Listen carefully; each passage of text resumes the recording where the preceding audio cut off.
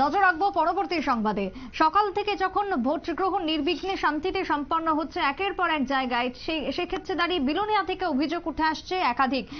আজ বিলোনিয়া ঋষ্যমুখ বিধানসভা কেন্দ্রের অন্তর্গত জয়কাতপুরের বিজেপি শক্তি কেন্দ্রের প্রমুখ গৌরাঙ্গ দাস বৃহস্পতিবার সকালে যখন ভোট দিতে যান তখন তাকে বের করে দেওয়া হয়, এমনটাই অভিযোগ তুলেছেন স্থানীয় এবং বহিরাগত শাসক দলের নামধারী দুষ্কৃতীরাই নাকি এই ধরনের কাজের সাথে যুক্ত, এমনটাই অভিযোগ উঠে এসেছে গৌরাঙ্গ দাসের পক্ষ থেকে। কেন এই অভিযোগ, কি হলো ঘটনা সম্পর্কে ঠিক কি জানা যাচ্ছে শোনাবো।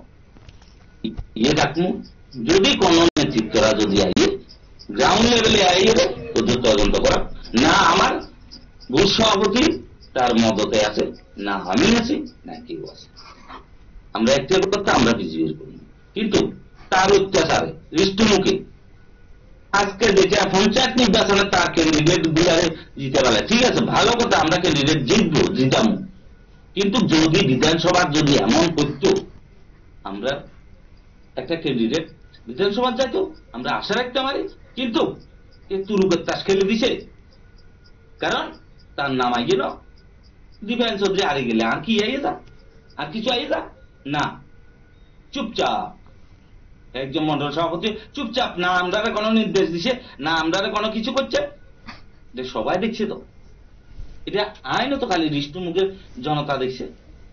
আমি তো এটাই চাই, কারণ ব্যক্তিগত কারো ফা চাটার মানুষ আমি নয়, আমি একটাই চাকমো আমার ভারতীয় জনতা পার্টির ভাষা, আমি এদুর অনুরোধ রাখবো রাজ্য সভাপতি এবং জেলা সভাপতির কাছে, তারাই সরজমিনে তদন্ত করো।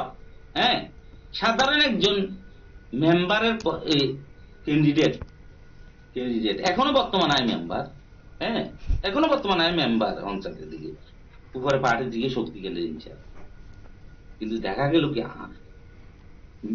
যে মেম্বারটারে এমন একটা ফার্ম দিতে আছে, মেম্বারটা আমারে মারতে চলিয়ে আছে, আর মারতে আছে কার লোক, সিপিএম এর একজন মাফিয়ার লোক, আমার গাছ দিয়ে চলি সুশঙ্কর কোনা জানাছি কোনো প্রতিবাদ না সুশঙ্কর, কারণ ওরা হচ্ছে সুশঙ্করের লোক, আর সুশঙ্কর আর সুশঙ্কর নয়, আমি তো এটা চাই না।